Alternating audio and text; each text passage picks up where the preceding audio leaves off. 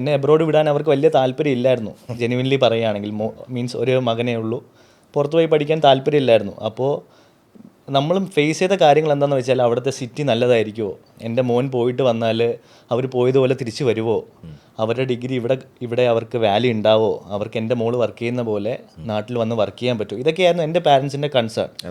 അപ്പോൾ നമ്മൾ എബ്രോഡ് എല്ലാ ഏജൻസീസ് ആണെങ്കിലും നമ്മളെ കൊണ്ടുപോകും, അവിടെ കാര്യങ്ങളെല്ലാം നോക്കും. ഇപ്പോൾ ഫുഡും അക്കോമഡേഷൻ ആണെങ്കിലും അക്കാഡമിക്സ് ആണെങ്കിൽ അവർക്ക് കുറേ ലിമിറ്റേഷൻസ് ഉണ്ട്.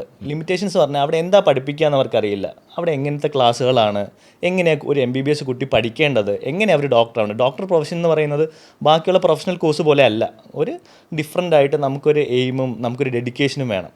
അതിന് ഗൈഡ് ചെയ്യാൻ, ഒരു ഇനിഷ്യൽ സ്റ്റേജിൽ ഗൈഡ് ചെയ്യാൻ ദേ നീഡ് ഡോക്ടേഴ്സ്.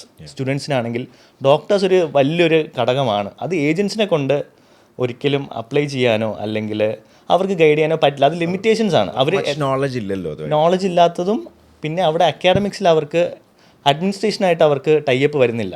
അപ്പോൾ അവർക്ക് കുറേ ലിമിറ്റേഷൻസ് അവർ ഫേസ് ചെയ്യുന്നുണ്ട്. അവരൊരാളോട് പറഞ്ഞ് അത് ക്ലിയർ ചെയ്ത് വരാൻ ഒരു ടൈം എടുക്കുന്നുണ്ട്.